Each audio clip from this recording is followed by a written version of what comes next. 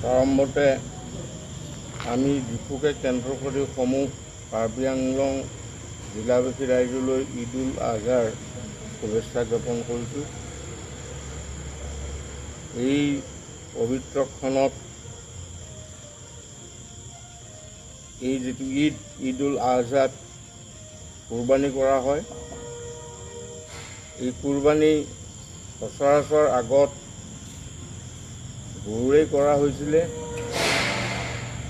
কিন্তু এইবেলি চৰকাৰী নিৰ্দেশনাসমূহ মানি পেলাই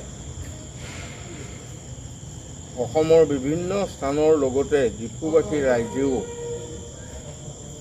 গৰু কুৰবানী কৰাৰ পৰা বিৰত থকাৰ সিদ্ধান্ত গ্ৰহণ কৰিছে আৰু চৰকাৰৰ যি সিদ্ধান্ত সেই সিদ্ধান্ত সন্মান জনাই আমি সমূহ ৰাইজলৈ, ইছলাম ধৰ্মী ৰাইজলৈ আমি আহ্বান জনাম যাতে তেওঁলোকে গৰু কুৰবানী নকৰে, আন প্ৰাণীৰে কুৰবানী কৰাৰ ব্যৱস্থা কৰে।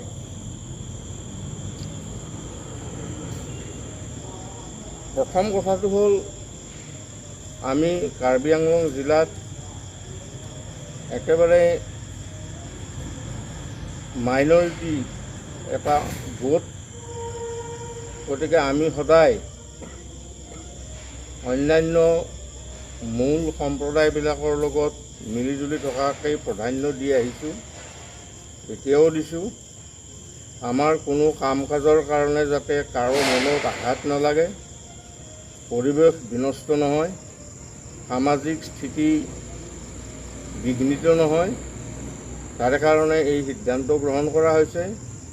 আমি সকলো মানুহৰ লগত মিলা প্ৰীতিৰে থাকি শান্তিপ্ৰিয়ভাৱে বসবাস কৰিবলৈ বিচাৰোঁ আৰু সেই হেতুকে এই সিদ্ধান্ত আমি গ্ৰহণ কৰিছোঁ আমাৰ তৰফৰ পৰা।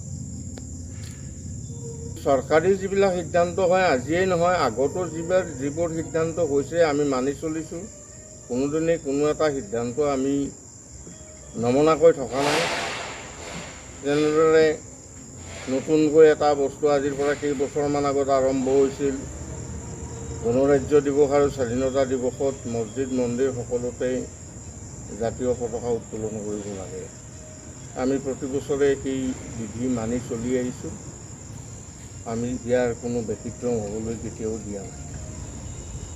এইখিনিতে মোৰ এটা কথা ক'বলৈ থাকে, সেইটো হ'ল আমি যেনেদৰে চৰকাৰৰ বিধি বিধানসমূহ মানো, সন্মান জনাওঁ, সমাজৰ লগত মিলা প্ৰীতিৰে চলোঁ, আমাৰ যেতিয়া কিবা সুবিধা হয় তেতিয়া প্ৰশাসনৰ তৰফৰ পৰা সহায়ৰ হাতটো আমালৈ আগবঢ়াব লাগে, যাতে আমি শান্তিত বসবাস কৰিব পাৰোঁ।